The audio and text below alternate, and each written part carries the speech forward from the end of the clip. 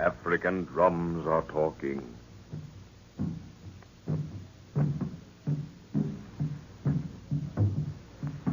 Over miles of veld and jungle, the weird throbbing of the drums beats through the tropical night. Drums made of hollow logs with skin stretched tightly over one end. Sometimes human skin. Village after village takes up the message to send it booming farther into the night. Listen.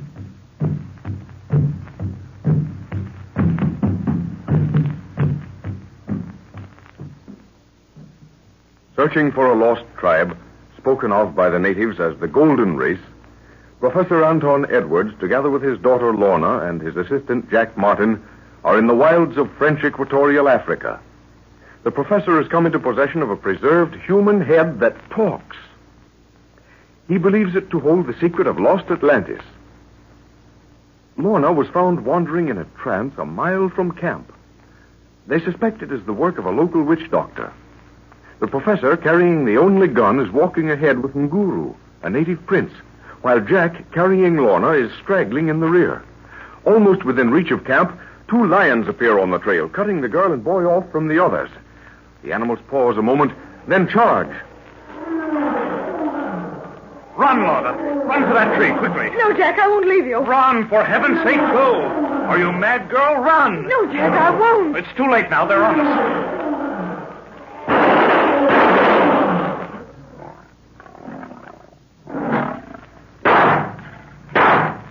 Lorna. Jack, are you all right? Yes, sir. We're all right. At least I think so. What happened? I don't know exactly. Those shots, they were from a heavy rifle. At least the first 2 were. You 2 children all right?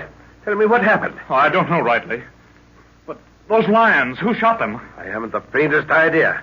When I ran back, one of them was thrashing about, badly hit, so I finished him. The other was stretched out dead. Well, at all events, there's someone around here who doesn't want us killed. What do you make of it, sir? Oh, please take me back to camp. I feel rather shaky. Well, of course. I'll take her back, Jack. You can tell me what happened as we walk.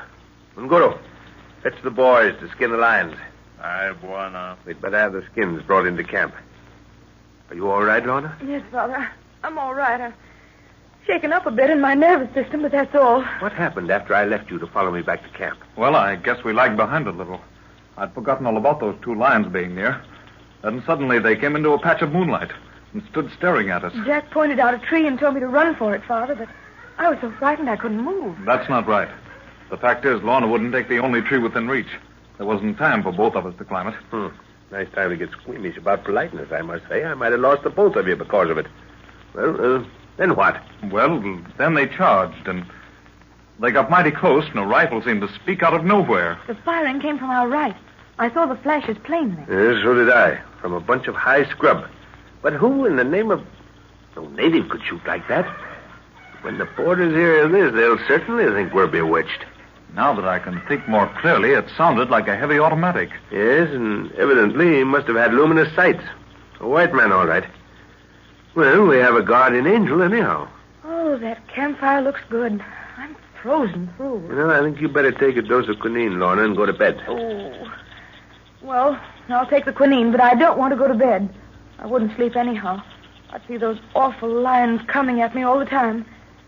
Get my coat from the tent, will you, Jack? I want to stay by the fire a while. All right.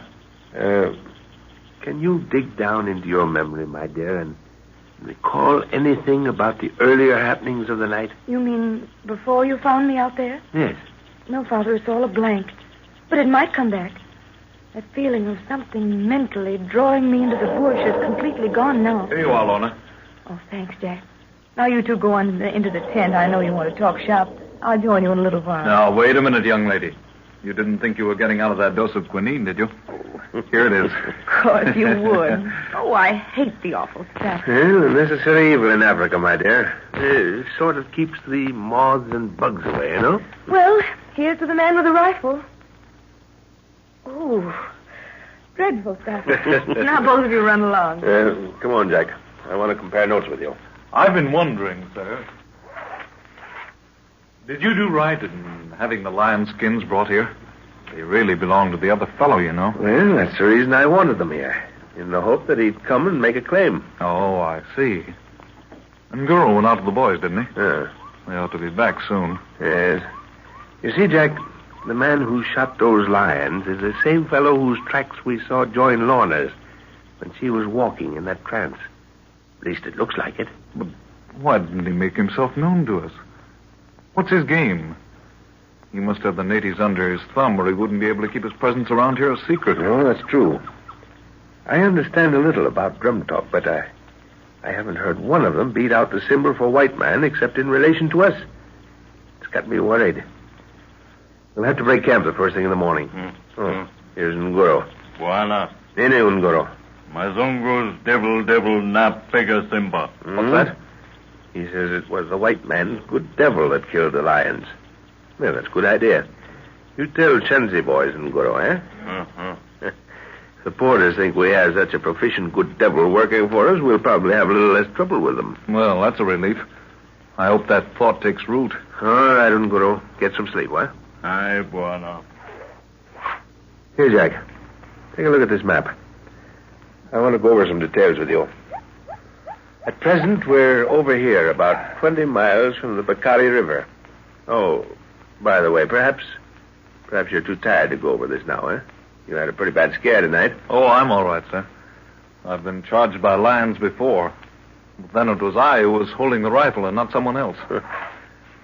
Oh, hello, Lorna. How do you feel now? Oh, fine, thanks, Jack. I think that scare shook my brain up a bit. Well, did you manage to remember anything? Anything that could help us? Not a thing, Father. There's only one thought in my head now, and that's to start traveling and keep going. Well, you're likely to get your wish. We're going to start at daybreak. Listen. The drums have started. Must be something important. What are they saying, Well, Father? if you'll only be quiet for a minute, I'll tell you. Great Scott. Something wrong, sir? No, there's nothing wrong. Except that they know we're going on safari in the morning. What? Pete's sake, how do they know that? We've only just this moment spoken of it. Are you sure that's the message, sir? Yes, listen. This is what they're saying. White hawks take wing.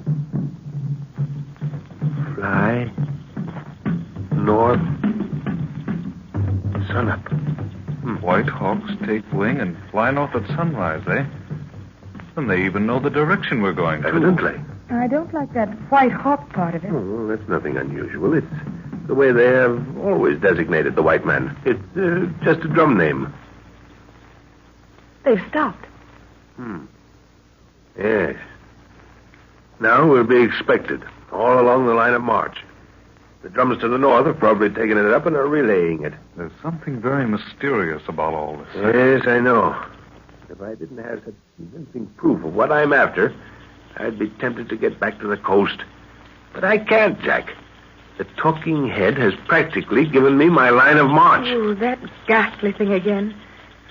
Which way are we going, Father? Just a little west of due north. And we have to pass over some bad country. The ground's all new to me. Will we touch Lake Chad? No, we'll pass to the east of it. And from then on, we can expect no protection whatever. Oh, why is that? Well, I have permission to trek around these parts as far as Chad. But north of that, we'll be going into Tuareg country. And the French won't guarantee anything. In fact, they won't give me permission to go in there. So we'll have to sneak in.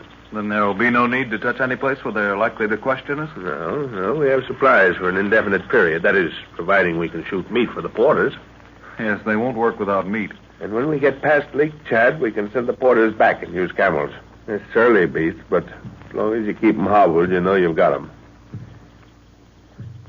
The drums have started again. Yeah, so they have. Laura, I think you better get dressed for traveling. It'll be daylight soon, and there are heaps of things I want you to attend to before then. So, hurry, dear, will you? Oh, of course I will. That's what I want, something definite to do. All right, off you go then. Jack, we've got to move fast. The drum that's talking is a snake drum. Well, What does that mean? We killed a sacred python tonight, didn't we? Yes, worse luck. Well, I didn't think there were any snake worshippers so far up country. Evidently, I was wrong. The sect may be very small, but they're after us. By daylight, they'll be howling madly around here because we killed one of their gods. Oh, is that you and Guru? Aye, Buana. Guru come. Savvy snake juju drum. Him witch doctor plenty mad palava, huh? Break camp and make trail as fast as you can, Guru. We don't want a fight on our hands. When Guru knew you snake woman for wa palava. No, you bloodthirsty old ruffian. Go on now and get out of here. Hapana. Look for the Shenzi boys. Plenty kazi. Aye, Buana. He'll attend to the porters, Jack. But I do believe I saw him grin at the thought of a fight.